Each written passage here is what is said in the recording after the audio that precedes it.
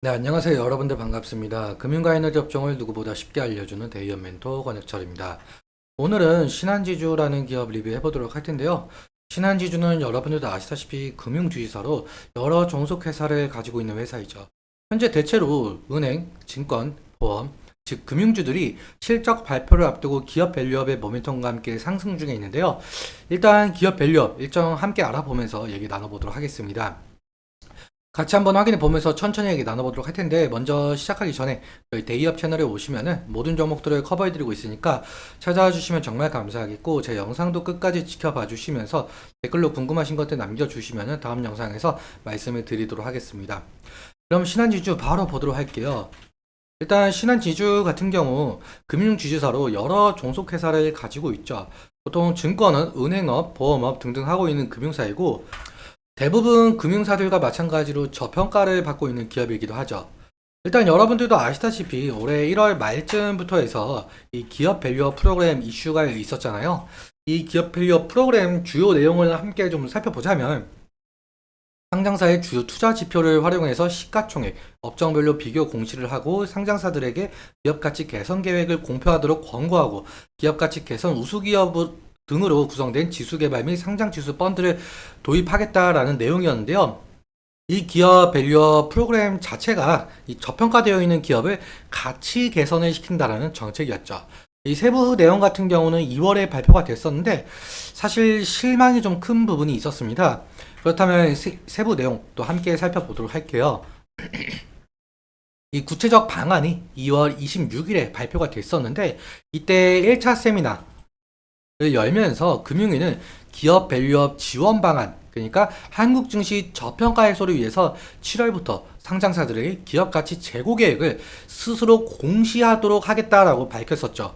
그리고 다음 달인 5월에 2차 세미나를 열면서 6월 중으로 최종 가이드라인을 확정을 하겠다라고 했었죠.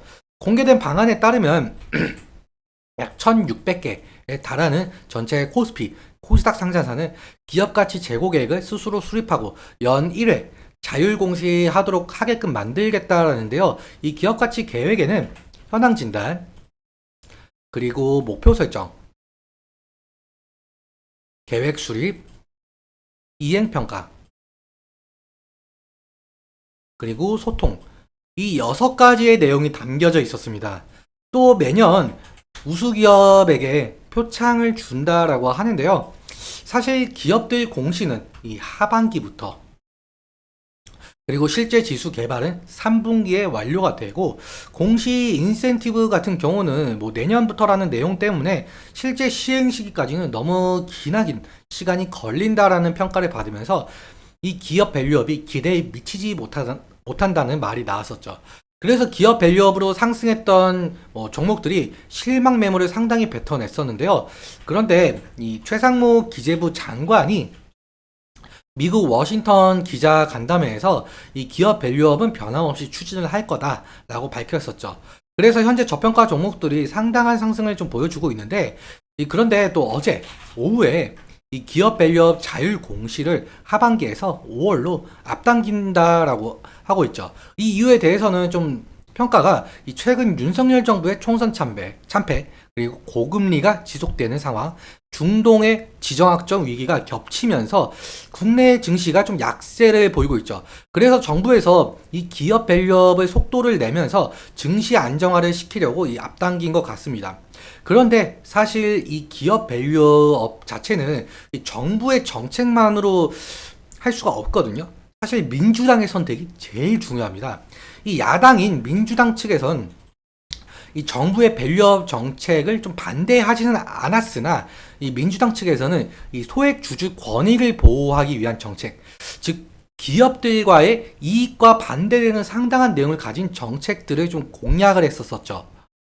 그래서 기업들의 자발적인 주주 환원 노력과 세제 혜택에 초점을 맞춘 정부와 여당의 정책 방향과는 큰 차이가 있었는데요.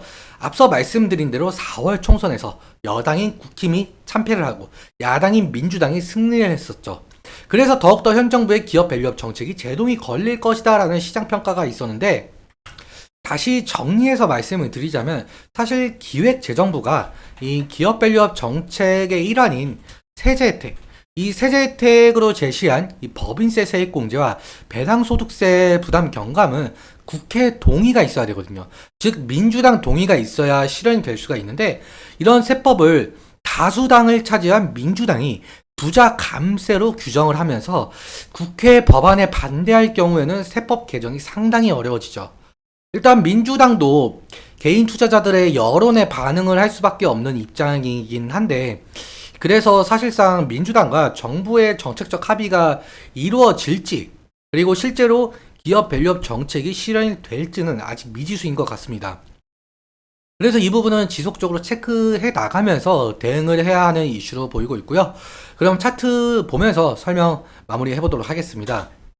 차트 신한지주 차트를 한번 보시면 사실상 신한지주 경우는 아무래도 금융사이다 보니까 금융 테마 형성과 호실적 기대감이 모멘텀으로 작용을 하죠. 그래서 그 모멘텀을 가지고 주가 변동성을 나타내고 있는데요. 최근 2월부터 시작을 해서 이 기업 밸류업 정책 이슈로 상당한 상승을 좀 이끌어냈었죠. 그런데 앞서 말씀드렸다시피 2월 26일 발표 이후에 기대에 미치지 못하다는 것 때문에 실망 매물이 한 차례 쏟아져 내렸는데요. 아무튼 지지라인 같은 경우 제가 미리 선을 그어놨습니다. 이제 1분기 실적 발표가 얼마 남지 않았죠. 일단 금일 흐름 같은 경우 60일선과 20일 이평선 돌파를 했는데요. 그렇다면 이 부분이 좀 지지라인이 될 가능성이 높겠고요. 그래서 1분기 양호한 실적 전망을 바탕으로 확실하게 20일 이평선과 60일 이평선을 좀 지지하면서 상승을 하게 된다라고 한다면 상당한 상승을 좀 이끌어낼 가능성이 있을 수 있을 것 같습니다. 하지만 만약에 1분기 실적이 안 좋게 나오거나 기업 밸류업 정책이 무산이 된다면 실망 매물이 쏟아지겠죠. 그래서 지지라인을 이탈할 가능성도 있을 것 같은데요. 만약에 지지라인 이탈 시에는 리스크적인 관리가 필요할 수 있을 것 같고 그리고 사실 기업 밸류업 정책이 야당이 민주당의 반대를 무릅쓰고 시행이 될지는 아직 정확하게 모르겠지만 만약에 기업 밸류업 정책이 시행이 된다라고 한다면 현재 저평가를 받고 있는 금융, 즉 증권, 은행, 보험이 테마를 형성하면서 지속적인 상승을 일으킬지도 좀 지켜봐야 되는 부분인 것 같습니다.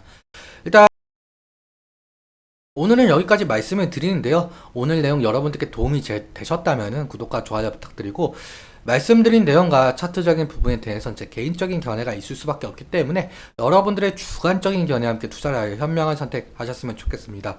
오늘도 시청해주셔서 너무 감사하고 지금까지 멘토 권혁철이었습니다. 감사합니다.